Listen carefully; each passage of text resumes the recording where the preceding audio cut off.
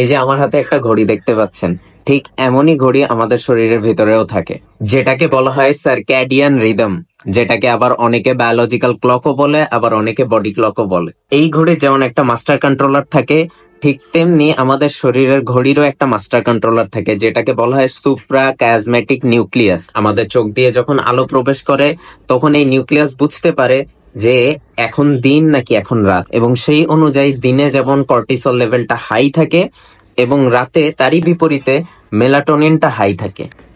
দিনে কর্টিসল লেভেলটা হাই থাকার জন্য আমাদের এনার্জি লেভেলটাও হাই থাকে, এবং রাতে মেলাটোনিনটা হাই থাকার জন্য আমাদের ঘুম আসে। তাহলে আমাদের বুঝতে হবে কখন কর্টিসল লেভেলটা হাই থাকে, কখন মেলাটোনিন লেভেলটা হাই থাকে। একটি রিপোর্টে দেখা গেছে যে সকাল 8টার দিকে কর্টিসল লেভেলটা হাই থাকে এবং রাত 10টার দিকে মেলাটোনিন লেভেলটা হাই থাকে। তাহলে আমাদের চেষ্টা করতে হবে যে যত দ্রুত পারি আমরা ঘুমিয়ে পড়ার চেষ্টা করব, এবং তারই বিপরীতে যত সকালে পারি বা যত ভোরে পারি আমরা তাড়াতাড়ি ওঠার চেষ্টা করব।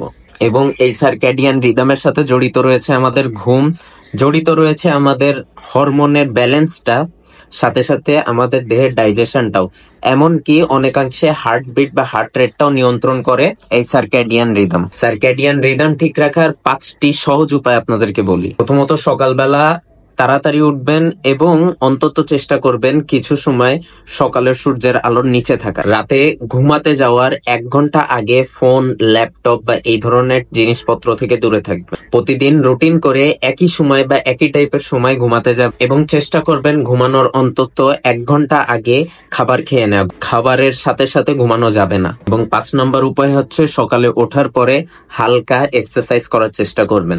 এতে আপনি অনেক ধরনের রোগ থেকে নিজেকেও বাঁচাতে পারবেন, আপনার পরিবেশকেও সুস্থ রাখতে পারবেন।